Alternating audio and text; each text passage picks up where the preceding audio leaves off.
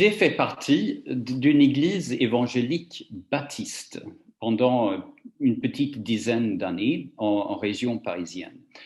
Alors, j'ai choisi cette église baptiste parce que ça correspondait, je crois, à ma propre culture d'origine, qui est une culture scandinave. Je suis d'origine suédoise et où la culture contemporaine est mise en avant et où il y a beaucoup de musique. J'aime beaucoup la musique, donc j'étais naturellement attiré vers cet univers. Le baptisme est souvent relativement ouvert, comme on dit, ouvert à l'écuménisme, ouvert au contact avec d'autres églises chrétiennes. C'est un univers aussi assez mixte sociologiquement et même ethniquement.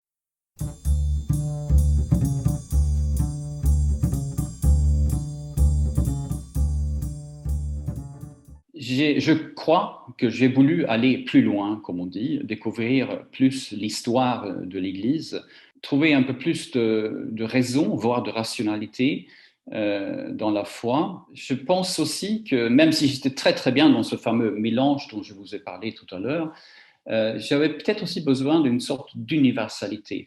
Dans le livre, je parle d'une sorte d'objectivité, mais j'ai senti plusieurs fois, en allant, me rendant physiquement dans l'église, dans une église catholique, qu'il y avait quelque chose d'objectif qui était là, qui ne dépendait pas de moi, ni de mes sentiments, qui était juste là. Et je pense que c'est en rapport avec le sacré qui manque parfois dans l'univers évangélique.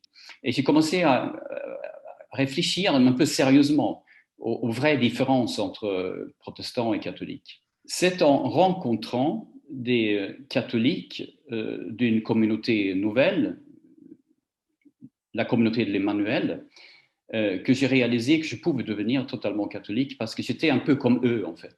Je suis charismatique, comme on dit, au sens spirituel du terme.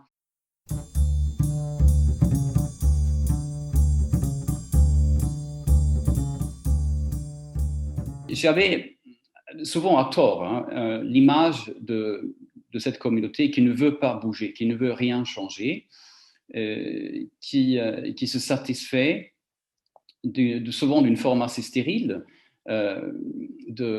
notamment comment dire, de pratiquer ou d'exprimer la foi pendant la messe, par exemple, ou d'autres moments.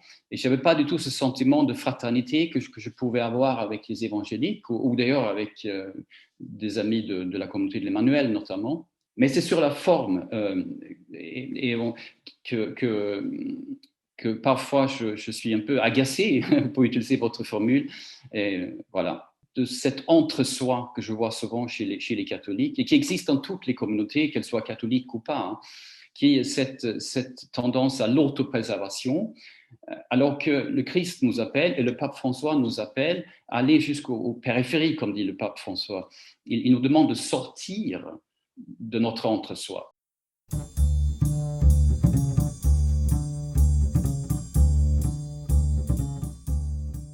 J'ai rencontré le père David il y a 4 ans au siège de l'Emmanuel. Monseigneur David disait qu'on pouvait tout à fait dire que les catholiques sont comme des évangéliques, mais qui ont ajouté quelque chose à la foi des évangéliques. Et j'aimais beaucoup cette formule parce que ça m'a permis de mieux m'accepter en tant que chrétien évangélique. Et donc, il a conclu en disant que donc vous pouvez rester avec tout ce que vous avez déjà d'évangélique parce que ça, c'est très bien et on a besoin de ça. Et maintenant, vous êtes catholique et ça, c'est encore mieux parce que vous êtes dans l'Église universelle. Bienvenue.